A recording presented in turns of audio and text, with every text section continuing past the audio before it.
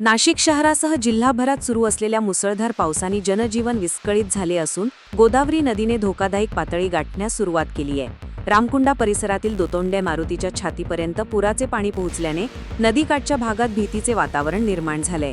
गंगापूर, दारणा, नांदूर, मध्यमेश्वर, पालखेड, कडवा, भावली आणि पुणेगाव या धरणांच्या पाणलोट क्षेत्रात संततधार पाऊस सुरू असल्याने धरणांमध्ये मोठ्या प्रमाणात पाण्याची आवक होत आहे।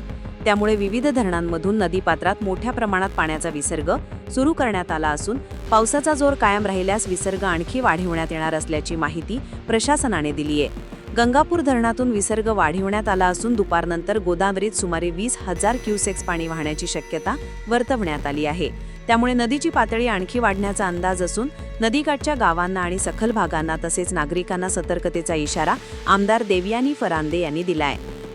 नमस्कार, नाशिककर दुपारचे 1 वाजलेले आहे आणि सकाळपासून 9 वाजेपर्यंत 4,000 क्युसेक पाणी जे आहे गंगापूर धरणातून सोडण्यात आलेलं होतं, परंतु आता 12:30 वाजता परत 11,000 क्युसेक्स पाणी हे गंगापूर धरणामधून सोडलेलं आहे आणि त्यामुळे 4-5 तासामध्ये ते होळकरपुरापर्यंत पोहोचेल आणि निश्चितच होळकर पुलाची जी पातळी जी आहे 20,000 क्युसेकच्या वर आज संध्याकाळपर्यंत दुपारपर्यंत जाण्याची शक्यता आहे। त्यामुळे नागरिकांनी, परिसरातील नागरिकांनी गोदाघाट, गंगाघाट, भाजी बाजार आणि भांडी बाजार आणि सराफ बाजार, कापड बाजार आणि त्या परिसरामध्ये राहणाऱ्या सगळ्या नागरिकांना माझी विनंती आहे की आपण सर्वांनी सुरक्षित राहूया, आपल्या आपत्तीचं नुकसान होणार नाही ह्याची काळजी घेऊया आणि वरचा जो पट्टा जो आहे गोदावरी नगर असेल, मल्हारखान असेल, फॉरेस्ट नर्सरीचा परिसर असेल, त्यांनी देखील आपलं सामान जे आहे सुरक्षित ठिकाणी ठेवावं, कारण गोदावरीची पातळी जी आहे अजून 1-2-2.5 तासाने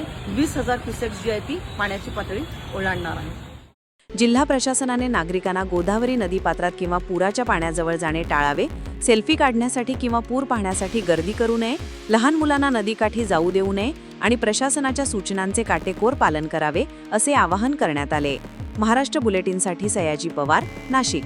महाराष्ट्र बुलेटिन, आपला महाराष्ट्र, आपली बातमी।